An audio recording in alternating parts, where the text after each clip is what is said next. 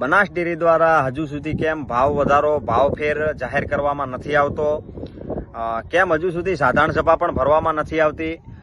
મિત્રો, આજુબાજુના જિલ્લાઓની જે મંડળીઓ છે, જે ડેરીઓ છે, એમાં આજથી 2.5-3 મહિના પહેલા ભાવ વધારો જાહેર કરી દેવામાં આવ્યો છે અને લગભગ 1.5-2 મહિના પહેલા તો ગ્રાહકોના ખાતામાં ચૂકવી દેવામાં આવ્યો છે ભાવ વધારો.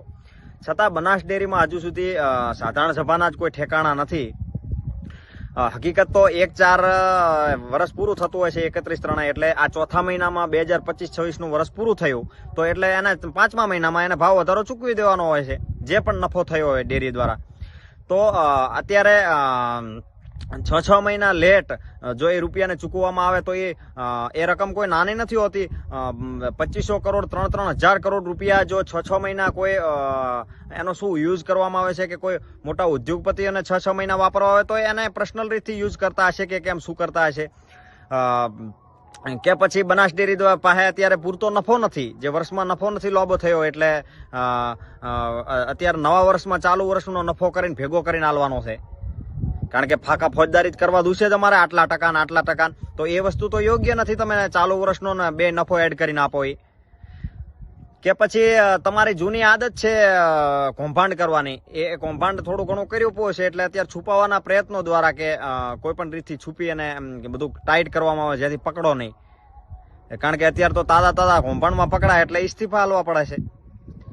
તો અને જે કૌભાંડ હશે એ તો બહાર નીકળવાનું છે ને ભાઈ, એમાં તો કઈ છોડવામાં આવશે નહીં. તમ તાર ગમે એટલા તમારે જે કાગળિયા તૈયાર કરવા હશે એ તો બહાર આવશે જ.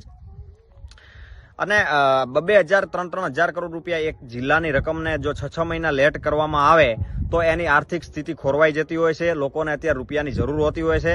આખી વ્યવસ્થા એની નિયામક મંડળને સમજવું પડે. અને હું તો એમ કહું છું કે આવા કૌભાંડી ચેરમેનને નિયામક મંડળ શું કામ હાચવીને એને છાવરીને બદનામ થાય છે? બનાસ ડેરીના અધિકારીઓ, બનાસ ડેરીનું નિયામક મંડળ બધાને ખોટો એક વ્યક્તિના કારણે શું કામ બદનામ થવું પડે? પણ આ તો એમના લીધેલા માણસો હશે એટલે બધું, કારણ કે એમની કૃપાથી જ આવેલા હોય એટલે એમાં બદનામ થવામાં શું વાંધો?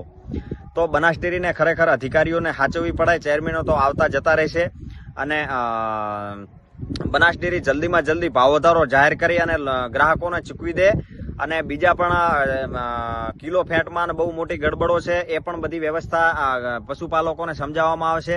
અને હકીકત ભાવ વધારો 8 થી 9 રૂપિયા ચૂકવવામાં આવે છે, કોઈ 20-25 રૂપિયા ભાવ વધારો ચૂકવવામાં નથી આવતો.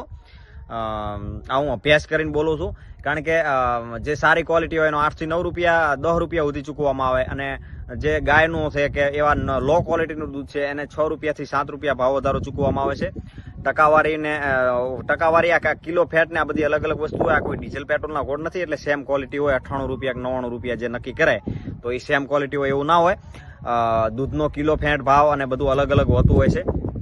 એ આખી સમજવા જેવો વિષય છે અને સમજાવવાનો પણ પ્રયત્ન કરીશ તમને આવનારા સમયમાં.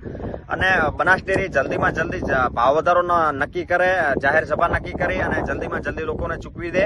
અને લોકોને પણ કહું છું કે આવનારા સમયમાં જે પણ કોઈ લડત ઊભી કરવામાં આવે કે જે પણ કંઈ વ્યવસ્થા કરવામાં આવે તો એમાં વધુમાં વધુ સહયોગ આપજો. કારણ કે આ લડાઈ તમારી છે અને આ લડતને હું અંજામ આપીને જ રહીશ. પશુપાલકોને એમનો અધિકાર, એમના પૈસા છૂટા કરાવીને જ રહીશ. જય બનાસ, જય પશુપાલક.